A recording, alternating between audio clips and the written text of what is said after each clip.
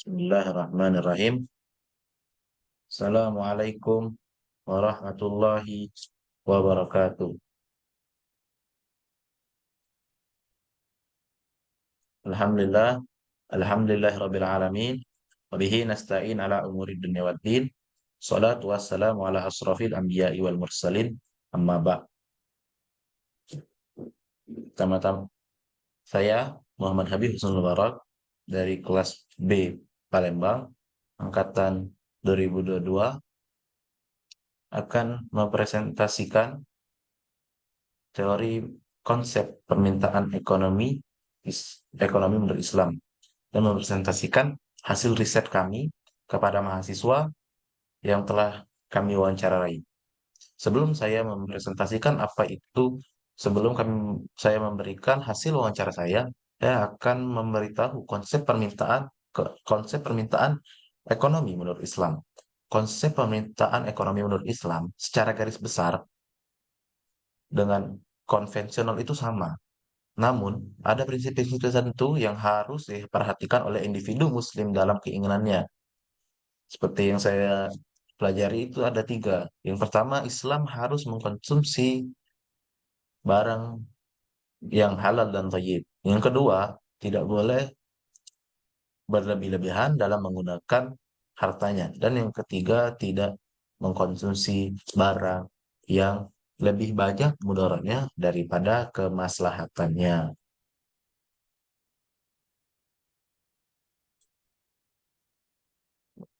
Teori permintaan Islam juga membahas permintaan halal dan hubungan halal dan haram dan hubungan antara keduanya. Sumber utama tuntutan Islam dalam teori permintaan ini adalah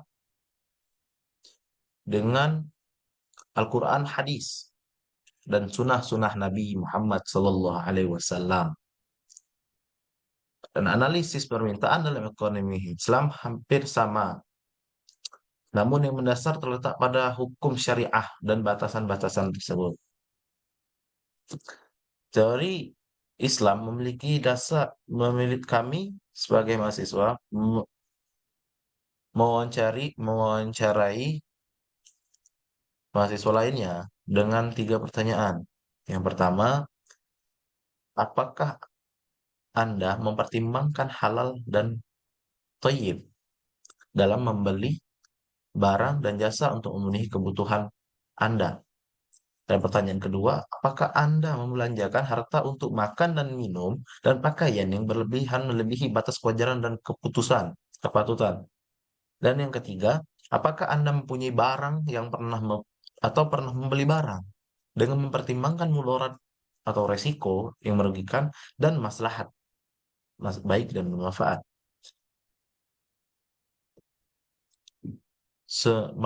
Untuk jawaban soal pertama, apakah Anda mempertimbangkan halal dan thayyib dalam membeli barang dan jasa melebihi batas untuk memenuhi kebutuhan Anda?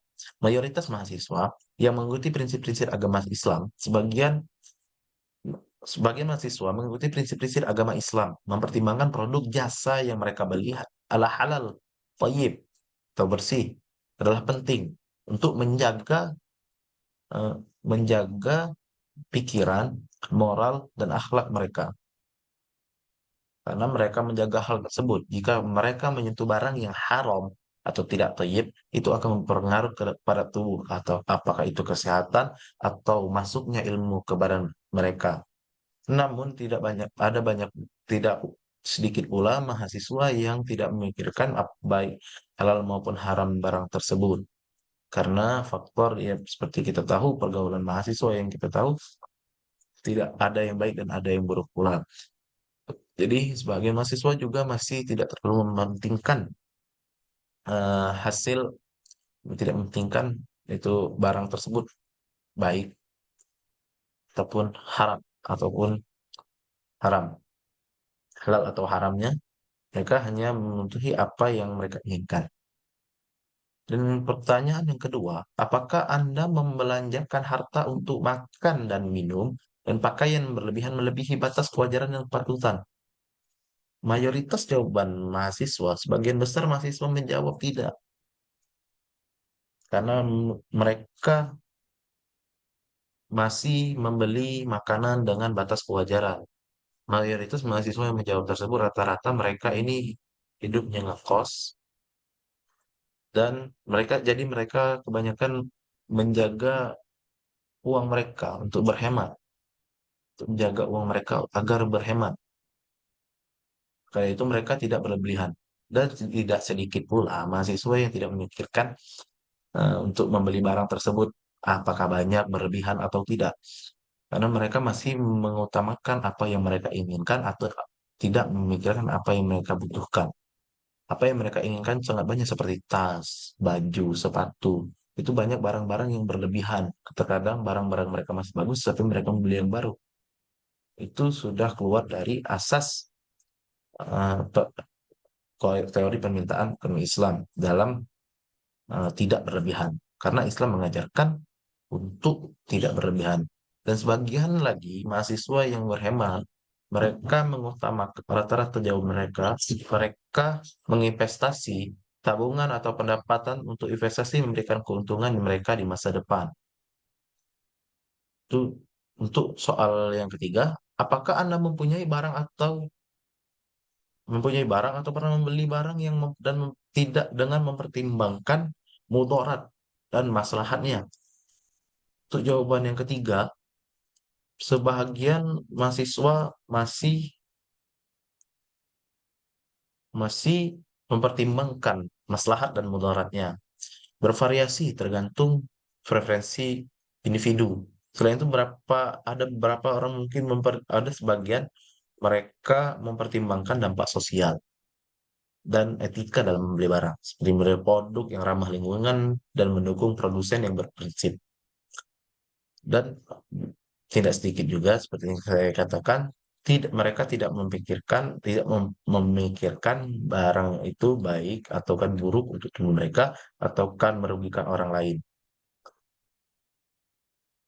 Tapi masih banyak juga mahasiswa yang mempertimbangkan soal kemaslahatan, tentang kemaslahatan barang tersebut. Apakah barang tersebut banyak mudaratnya, baik untuk dirinya maupun untuk orang lain. Itulah hasil observasi kami yang kami dapatkan dari beberapa mahasiswa yang kami tanyai. Masih banyak juga mahasiswa-mahasiswa yang memikirkan teori seperti sejalan dengan prinsip teori permintaan ekonomi Islam. Karena mereka masih memikirkan baik buruknya. Karena seperti yang kita tahu, sumber dan tuntutan ekonomi Islam ini sesuai dengan Al-Quran, Al-Hadis, As-Sunnah. Dan teori permintaan ekonomi Islam ini memikirkan kemaslahatan untuk individu dan kemaslahatan ramai. Mungkin hanya itu saja yang dapat saya sampaikan. Wallahumma fiq ila aqwamit thariq.